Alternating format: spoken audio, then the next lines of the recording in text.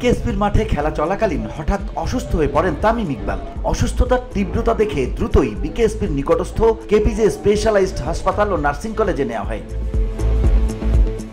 জানা গেছে সেখানে বিভিন্ন পরীক্ষা নিরীক্ষা ও এনজিওগ্রামের পর তামিমের হার্টে ব্লক ধরা পড়েছে। এরই মধ্যে হার্টে পরানো হয়েছে একটি রিং। সোমবার বিকেএসপির ৩ নম্বর মাঠে শাহিনপুকুর ক্রিকেট ক্লাবের বিপক্ষে ডিপিএল এর ৮ম রাউন্ডের ম্যাচ চলছিল মোহামেডানের। ফিল্ডিং এর সময় হঠাৎ বুকে ব্যথায় অসুস্থ হয়ে পড়েন মোহামেডানের অধিনায়ক তামিম। চিকিৎসার জন্য মেঘনা এভিয়েশনের একটি হেলিকপ্টারও বিকেএসপিতে আসে, কিন্তু হেলিকপ্টারে নেয়ার অবস্থায় ছিলেন না বাংলাদেশ দলের সাবেক এই অধিনায়ক।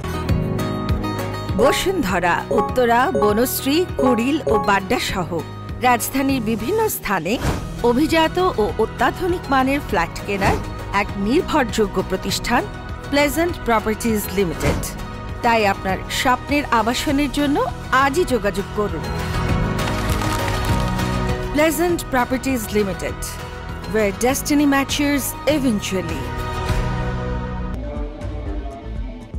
অসুস্থতার তীব্রতা দেখে দ্রুতই বিকেএসপির নিকটস্থ ফজিলাতুন্নেসা মুজিব কেপিআই হাসপাতাল, বর্তমান নাম কেপিজে স্পেশালাইজড হাসপাতাল ও নার্সিং কলেজে নেওয়া হয়। তার আগে বিকেএসপির মেডিকেল সেন্টারে প্রাথমিক চিকিৎসা দেওয়ার চেষ্টা করা হয়। VOD Bangla news desk.